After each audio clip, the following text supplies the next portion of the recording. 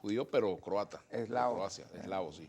Bien, te preguntaba entonces, en medio de esas necesidades energéticas que se plantean en el mundo, sobre todo en el caso de Estados Unidos, me imagino que esta negociación entonces está anclada a una mirada estratégica, una mirada Hacia a el largo futuro. plazo. Así es. Me refiero a necesidad de suplir el mercado o evitar, pues, digamos, estos vaivenes Sí, hay varias de los cosas allí, precios del Vladimir, petróleo, ¿no? Y que vale la Venezuela, pena. ¿cómo Ajá. hacer Venezuela entonces para...?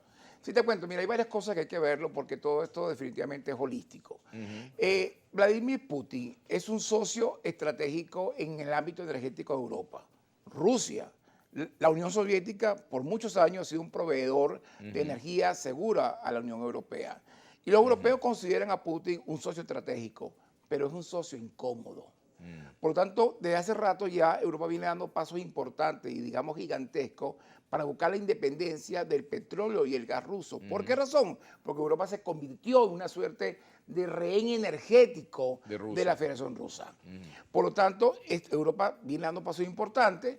Surge Argelia, surge Marruecos, surge el norte de África como una posible alternativa. Surge el mar Caspio, donde están los campos de Cachagán, donde está Kazajistán, Azerbaiyán, Turkmenistán, que es una potencia gasífera, como una alternativa para enviar por el Mar Negro a través de un gran oleoducto llamado Nabucco, que también está en proyecto, enviar energía a Europa. Porque básicamente Putin es un socio, pero es un socio incómodo y hoy lo está demostrando claramente.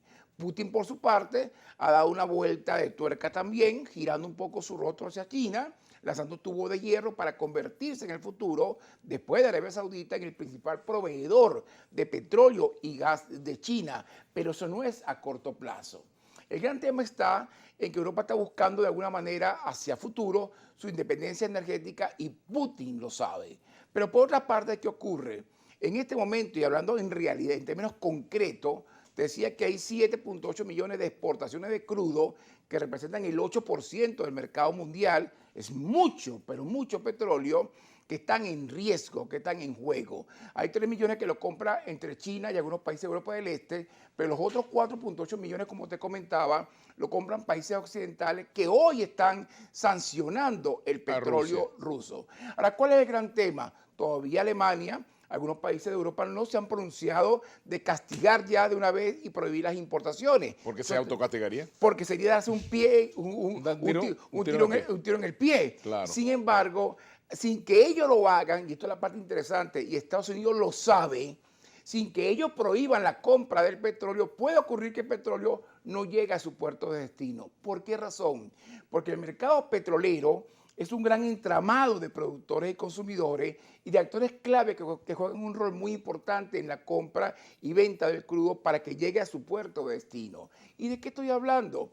Que si Vladimir Villegas es comerciante de petróleo, él para poder comprar petróleo y llevarlo a los puertos de destino necesita financiamiento, carta de crédito que le emiten los bancos occidentales. Esa carga tiene que ser asegurada. Es decir, que un actor importante son las compañías de seguro.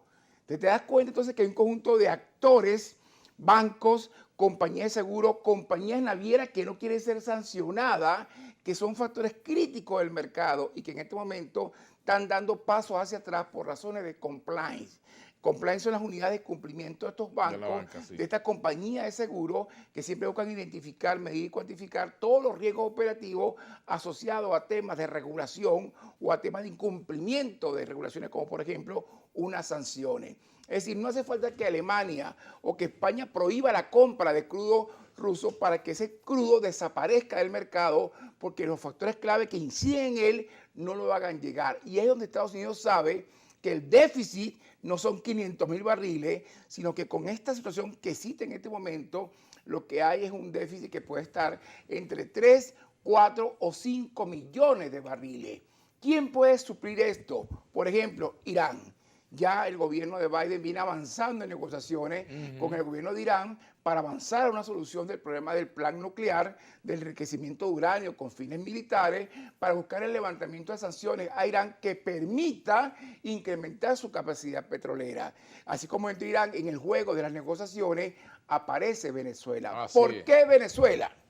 Básicamente porque Venezuela tiene una ubicación geográfica única está aquí en el hemisferio occidental, está en América. Cerquita de Estados Unidos. Y no está sometida a los conflictos étnico-religiosos, a los conflictos separatistas, a los enfrentamientos de soberanía que existen en el Medio Oriente, donde el Golfo Pérsico, que es el gran reservorio del planeta, debe pasar todo el crudo por el estrecho de Hormuz, donde está el conflicto entre chiitas y sunitas, entre Irán y Arabia Saudita, y están todos los conflictos religiosos del Medio Oriente, incluyendo el famoso Canal de Suez. Es decir, el petróleo, la seguridad energética depende de la estabilidad sociopolítica de los países de origen y tránsito de ese petróleo, de ese crudo que lo requieren las naciones consumidoras. Venezuela apunta, siempre lo ha sido así, y una vez más, a ser una posible solución en términos de suministro de petróleo para un futuro incierto, donde nos toca calcular la incertidumbre dentro de la incertidumbre. Ahora, fíjate una cosa que te voy a preguntar a propósito de esta negociación, estas conversaciones con Venezuela.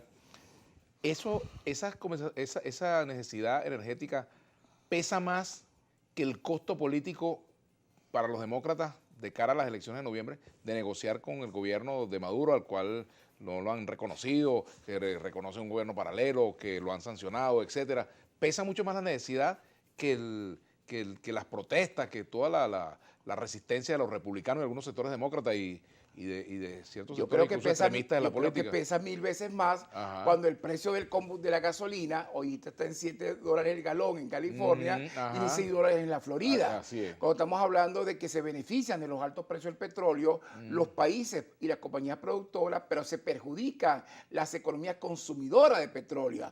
En este momento es importante comentar de que la economía global está sufriendo una inflación global muy importante como consecuencia de los efectos derivados, efectos económicos derivados de la pandemia, fundamentalmente la llamada crisis de los contenedores, donde los contenedores no están en lugar donde deberían y están donde no deberían, básicamente por esta crisis donde la gente ha decidido no regresar a su puesto de trabajo. No existen camioneros, no existen pilotos de avión, no existe quien maneja las grúas, no existe quien vaya a las compañías aduaneras. Entonces hay un problema mundial de crisis de contenedores, de escasez de crisis de contenedores, y esto ha generado que los fletes se incrementen, la inflación es muy importante y ahora estos precios del petróleo lo que hacen es castigar las economías. Vladimir, te lo aclaro rapidito.